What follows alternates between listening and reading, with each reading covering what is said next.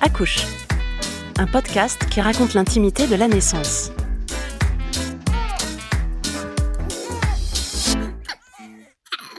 Bienvenue dans cet épisode d'Accouche. Comme les autres de notre série, il ouvre en grand les portes de la salle de naissance.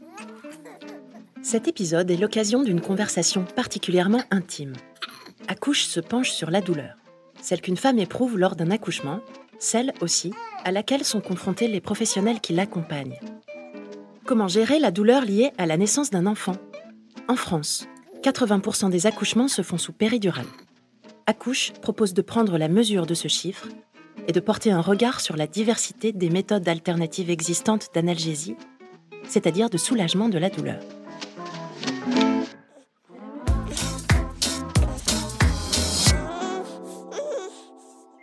Avec nous aujourd'hui, Jade Merer et Estelle Moreau. Jade Merer, vous avez 28 ans et vous venez de Brest. Vous êtes sage-femme. Après plusieurs années à exercer ce métier via une activité clinique partielle, vous consacrez aujourd'hui votre temps à la recherche. Vous exercez à temps plein en laboratoire et vous êtes en contrat doctoral au sein d'une équipe baptisée Épopée. Épopée fait de la recherche en épidémiologie périnatale. Votre spécialité, Jade, c'est la douleur. Vous êtes l'auteur d'une thèse, lauréate de la bourse de recherche en maïotique de la Fondation Mustela en 2018. Thèse consacrée à l'analgésie pour le travail obstétrical et à la satisfaction maternelle qui en découle. Bonjour Jade. Bonjour Claire. Voudriez-vous nous raconter en quelques mots votre chemin de sage-femme jusqu'à aujourd'hui ? J'ai eu mon diplôme de sage-femme en 2014. J'ai tout d'abord exercé dans une petite maternité qui faisait à peu près 600 accouchements par an, qui était la maternité de Guingamp, dans les Côtes-d'Armor. Ça m'a permis de me poser beaucoup de questions sur la prise en charge des femmes, sur l'accompagnement qu'on pouvait leur fournir et puis aussi sur l'organisation des soins. Parce que travailler dans une petite structure, forcément, on a moins de personnel sur place et finalement, on devient beaucoup plus multitâche. J'avais déjà une envie de faire de la recherche, mais c'est vraiment là que ça m'est venu et que je me suis dit qu'il fallait réfléchir peut-être un petit peu plus concrètement à comment améliorer les pratiques et comment on pouvait les évaluer. Et c'est pour ça que j'ai fait donc un master de santé publique. Vous avez particulièrement choisi de travailler sur la douleur. Pouvez-vous nous expliquer ? Quand je suis arrivée au sein de l'équipe Épopée en 2017, j'ai eu l'occasion de travailler sur une enquête qui s'appelle l'enquête nationale périnatale. Cette enquête, elle nous permet de pouvoir étudier de manière assez précise les attentes des femmes. La douleur concerne finalement toutes les femmes. Toutes les femmes vont être confrontées aux contractions et finalement, quelle que soit la méthode qu'elles envisagent ou que l'équipe va leur suggérer, elles vont à un certain moment avoir besoin de notre soutien et de nos conseils. Et que ce soit une analgésie dite médicamenteuse avec la péridurale ou des méthodes non médicamenteuses comme l'hypnose, la sophrologie, l'acupuncture, elles vont forcément être confrontées à ce qu'on appelle l'analgésie.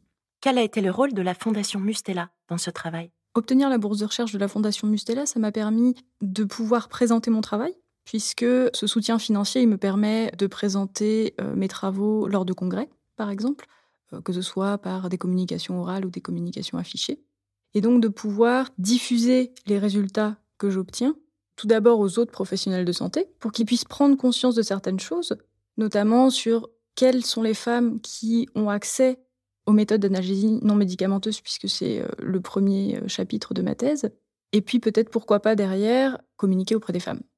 En quelques données essentielles, pouvez-vous nous dire ce que votre thèse met en évidence ?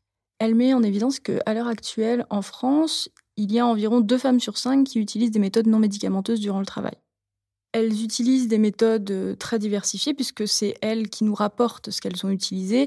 Et à ce moment-là, ça passe de l'acupuncture à l'hypnose, la sophrologie, l'utilisation de positions antalgiques, l'utilisation de ballons, le fait d'aller marcher, d'avoir pris un bain.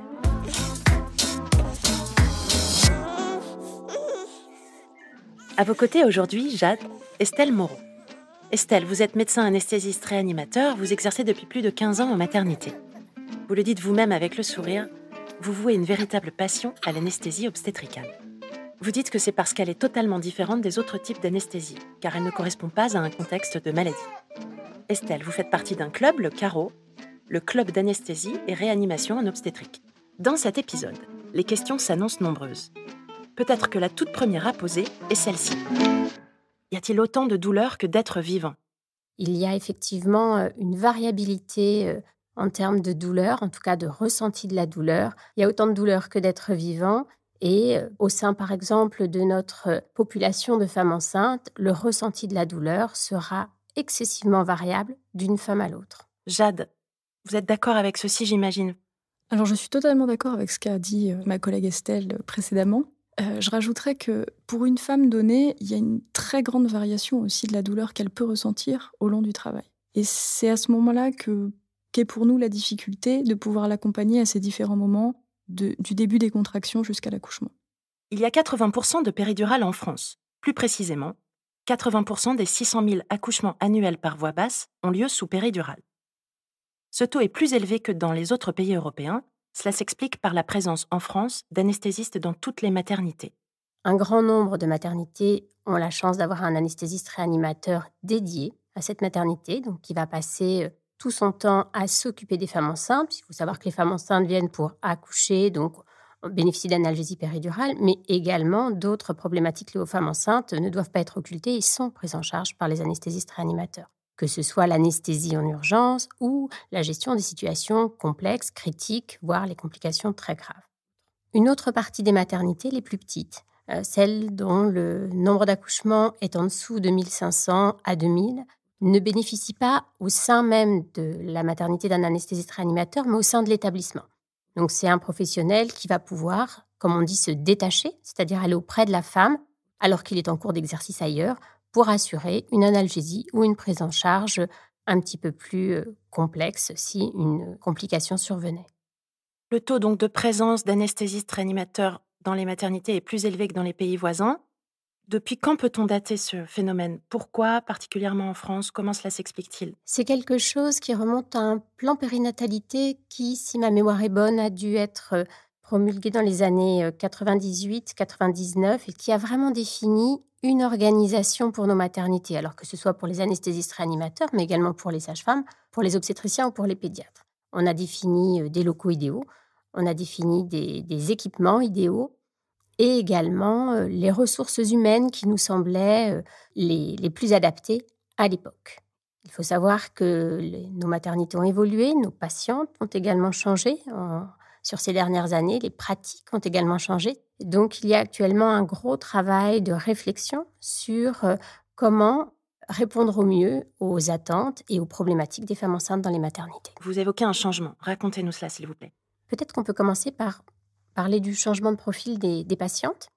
Les patientes qui viennent accoucher de nos jours ont un certain nombre de caractéristiques qui diffèrent d'il y a une vingtaine d'années. Effectivement, ce sont des patientes qui, d'une façon générale, sont plus âgées. La moyenne d'âge du premier enfant est plus avancée, vous le savez tous. Certaines patientes ont un surpoids plus important et d'autres patientes ont ce qu'on appelle, nous, des comorbidités. Comorbidité, ça veut dire que la patiente est porteuse d'une pathologie qui va, quelque part, être aggravée par son état de grossesse. Il y a presque plus de raisons médicales à contre-indiquer une grossesse. La plupart des patientes, même celles avec des pathologies les plus lourdes, peuvent avoir accès à une grossesse. Donc ces différentes patientes vont effectivement demander une prise en charge plus pointue de la part des obstétriciens, des sages-femmes et des anesthésistes réanimateurs, un suivi plus pointu et bien sûr un taux de complications plus important est à attendre. Donc on doit être organisé pour ces prises en charge. De même, les changements de taille de nos maternités, en particulier, vous avez tous en tête qu'on tend vers un regroupement des maternités. On a bien vu que pour pouvoir bénéficier d'un anesthésiste réanimateur, on ne pourra pas en mettre un dans chaque maternité de 300 accouchements. Et donc, on tend à regrouper les maternités pour en faire des centres qui soient bien équipés, que ce soit en matériel ou en ressources humaines. Et ces nouvelles organisations, bien sûr, demandent à repenser nos activités. Donc, c'est tout un travail un petit peu de mutation qui est en cours pour à la fois la sécurité, mais aussi pour le confort des femmes enceintes. Quelle est la première chose que vous disent les femmes lorsqu'elles arrivent à la maternité ? Une grande majorité des femmes vient à la maternité aussi pour le soulagement de leur douleur, ou en tout cas avoir un accompagnement. Vous l'avez largement souligné tout à l'heure, la majorité des femmes en France accouchent avec une péridurale. Elles sont plus de 80%. Donc effectivement, la majorité d'entre elles vont arriver avec ce type de demande à la maternité. Mais celles qui ont un projet alternatif d'utiliser d'autres méthodes ou d'attendre le plus longtemps possible d'avoir une péridurale, elles vont avoir besoin de notre accompagnement pour la mise en place d'autres méthodes. Elle parle donc tout de suite d'elle-même de douleur. Oui. Que répondez-vous alors? Comment agissez-vous? Notre premier rôle en tant que sage-femme, c'est bien sûr d'entendre cette douleur et d'essayer d'y répondre le plus rapidement possible.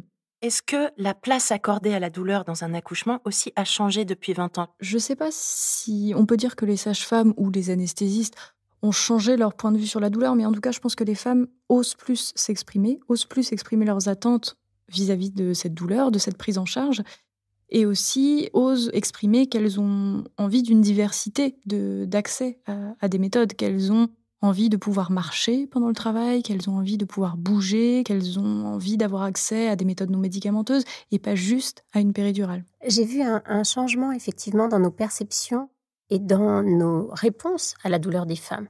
Moi, quand j'ai commencé l'anesthésie, c'était une évidence que toute douleur demandait soulagement. C'était, laisser une femme avoir mal était, pour moi en tout cas, dans ma position en plus d'anesthésiste réanimateur, inenvisageable. Et puis petit à petit, j'ai appris à comprendre, à écouter, à entendre les femmes. Et dans certains cas, la douleur n'attend pas obligatoirement une réponse médicale. Et la patiente a peut-être besoin effectivement que je vienne parler avec elle, mais pas obligatoirement que je lui pose une péridurale. Quels sont les différents moyens non médicamenteux de gérer la douleur aujourd'hui lors d'un accouchement?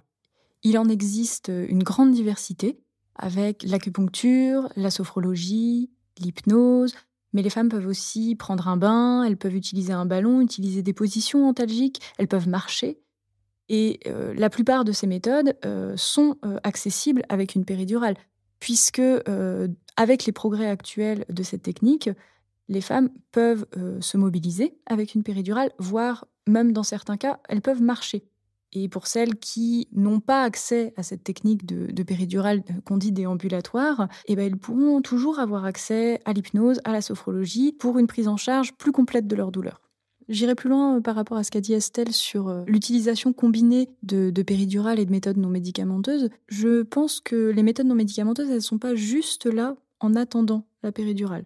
Je pense que la douleur, c'est quelque chose de multidimensionnel, qui a une composante physique, qui est largement réduite par la péridurale. Par contre, elle a aussi une composante cognitive et émotionnelle. Et ça, la péridurale, elle agit un petit peu moins dessus. Une femme, malgré qu'elle ait une péridurale, qu'elle n'ait plus mal à ce moment-là, elle peut toujours avoir des sensations, être angoissée, être inquiète par rapport à son accouchement. Et c'est à ce moment-là aussi que les méthodes non médicamenteuses, elles vont prendre en charge plus globalement la femme et lui permettre un accompagnement plus serein de son accouchement. Alors les femmes sont-elles correctement informées? Ont-elles connaissance de tous les outils à leur portée? C'est quelque chose qui est en train de se développer, la communication sur les méthodes non médicamenteuses. Après, je pense qu'il nous reste un gros travail à faire là-dessus pour que les femmes soient toutes informées de ces méthodes qui existent, pour qu'elles puissent faire leur choix en amont de l'accouchement, justement. Pour qu'on puisse proposer aux femmes ces méthodes non médicamenteuses, il faut développer la formation des professionnels à ce sujet, puisque actuellement, les méthodes non médicamenteuses ne sont pas, par exemple, comprises dans la formation initiale des sages-femmes. Donc il faut organiser des formations complémentaires pour le personnel des maternités, et puis pourquoi pas des anesthésistes avec l'hypnose, puisque ça se développe actuellement. Effectivement, en anesthésie-réanimation, un grand nombre de professionnels suivent des formations en hypnose, parce que l'hypnose, ne serait-ce que conversationnelle, la façon dont on s'adresse aux gens, le choix des mots, peut avoir un impact important sur le relationnel, le ressenti et la qualité de notre anesthésie. Sur ce point en particulier, comment travaillez-vous, sage-femme et anesthésiste, pour accompagner ce changement de mentalité de la part des femmes? Je pense qu'on a appris à travailler ensemble. Je pense qu'avant, il y avait un temps où la patiente était avec sa sage-femme, et puis il y avait un temps où elle appelait l'anesthésiste, et l'anesthésiste prenait en charge la patiente. Et le fait qu'on soit plus présent en maternité, le fait qu'on soit pour la plupart en exercice exclusif en maternité, on est là tout le temps.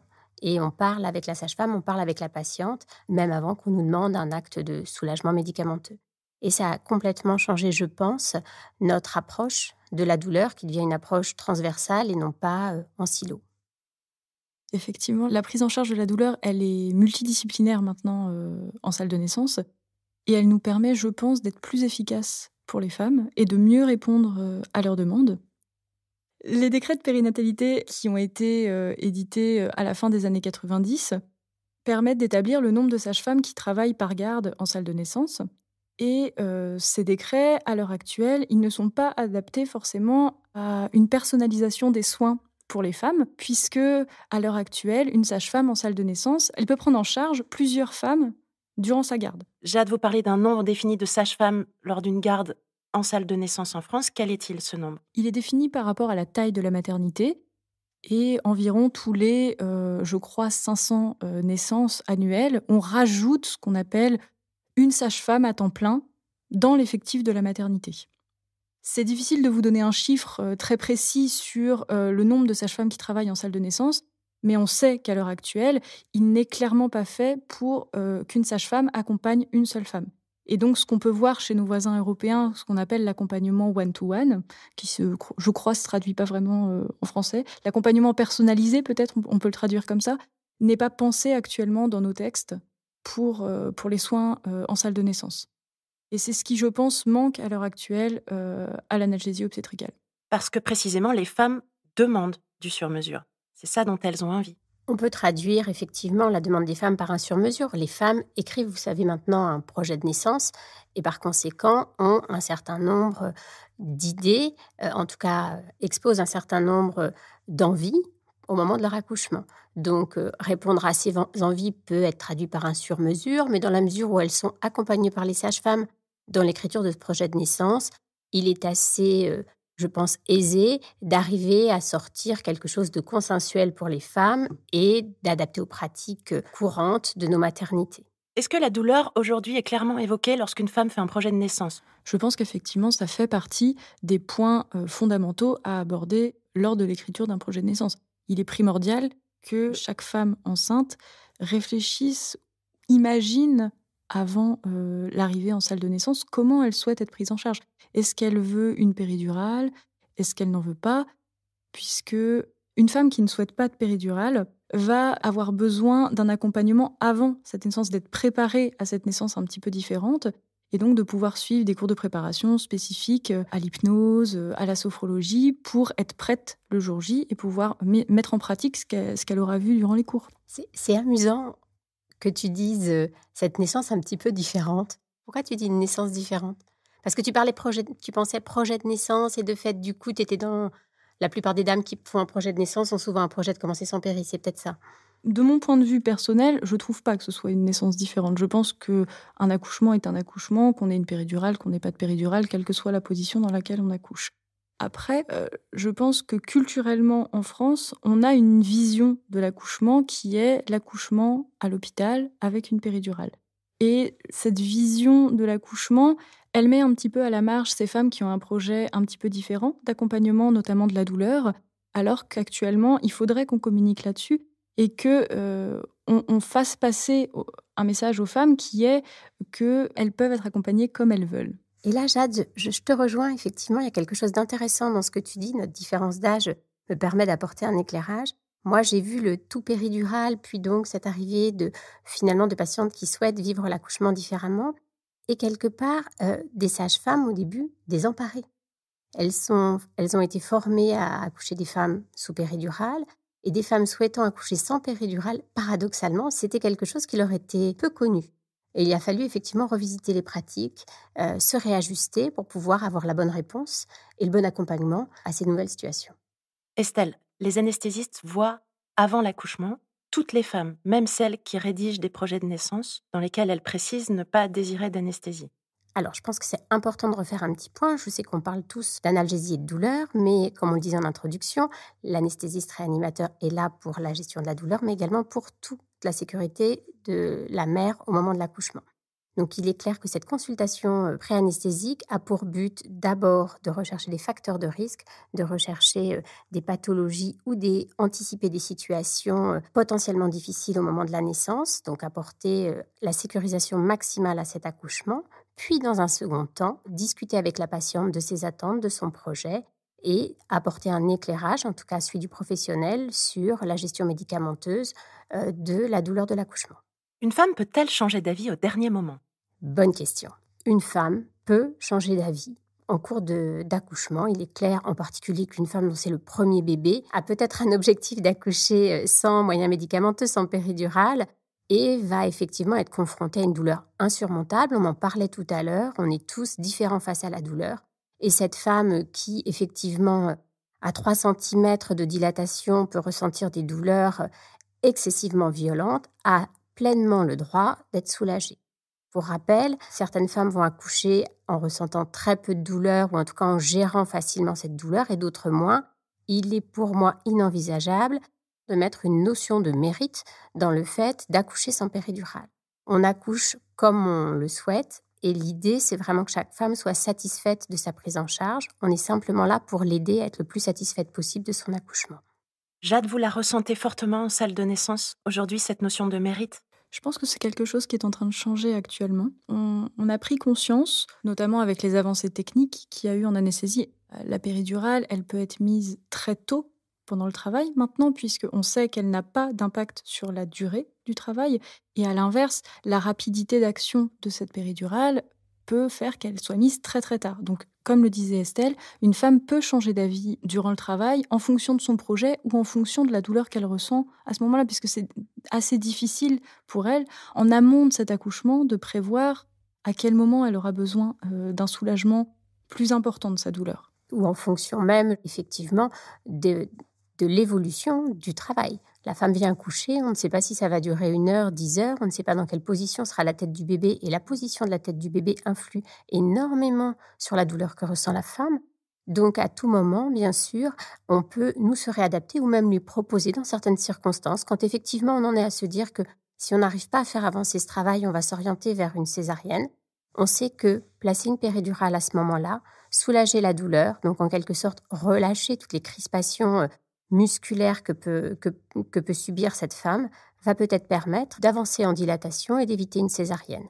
Pouvez-vous nous expliquer clairement la position de la tête du bébé? Comment et pourquoi influe-t-elle sur la douleur? Tout à fait. La tête du bébé, une grosse tête ronde et bien dure, va aller en fonction de sa position, plus ou moins appuyée sur un plexus nerveux qui est situé au niveau du rachis maternel, en bas de son dos en quelque sorte, mais à l'intérieur.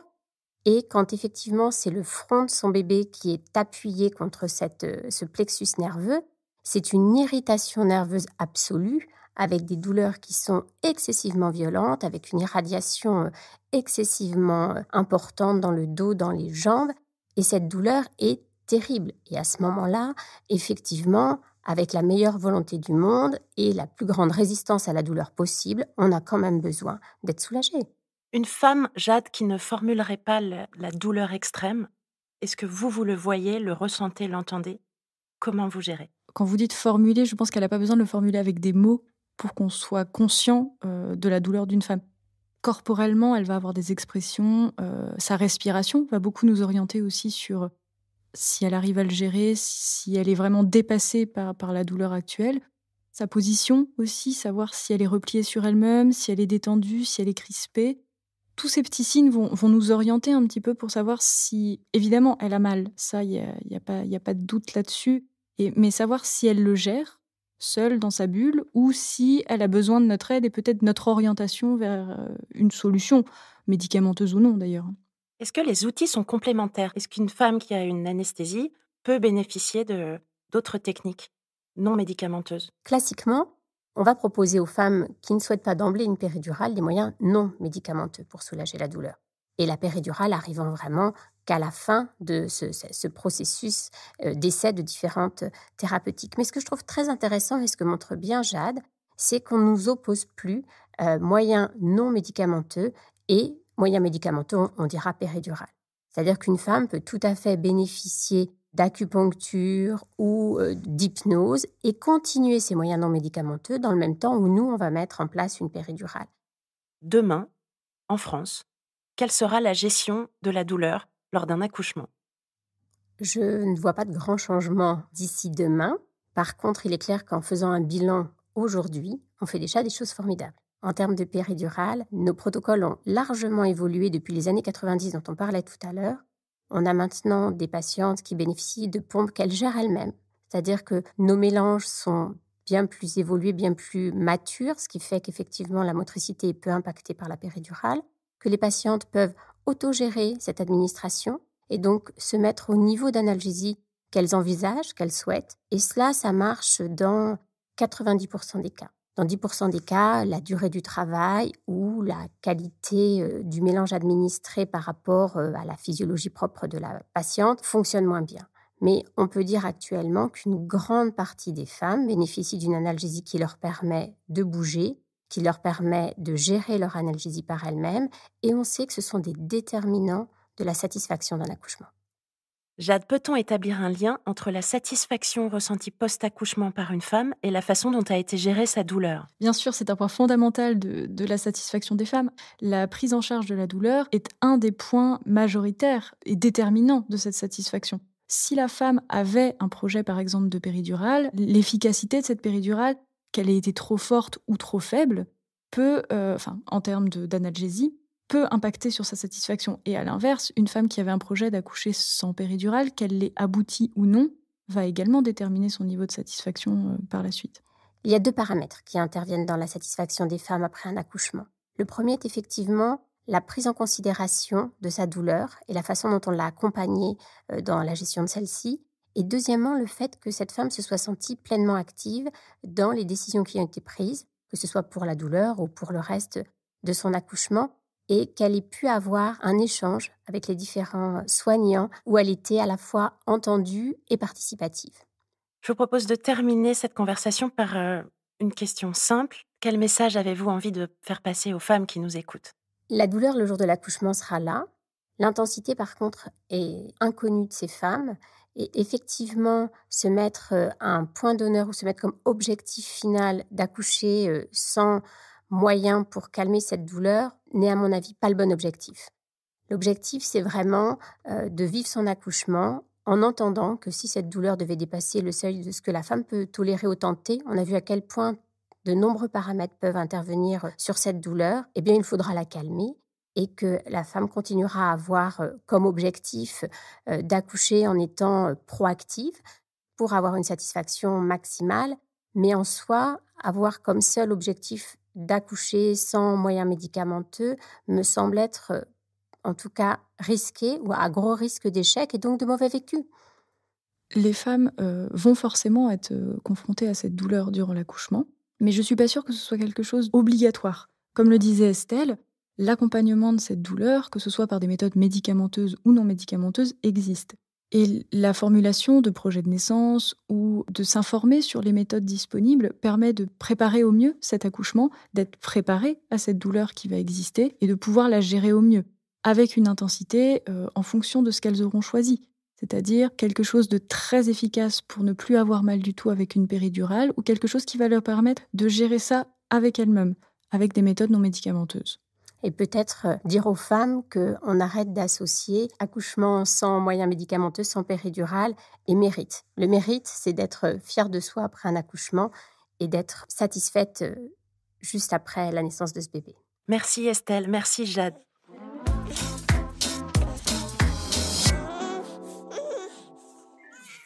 Ainsi s'achève cet épisode d'Accouche, un podcast de la Fondation Mustela.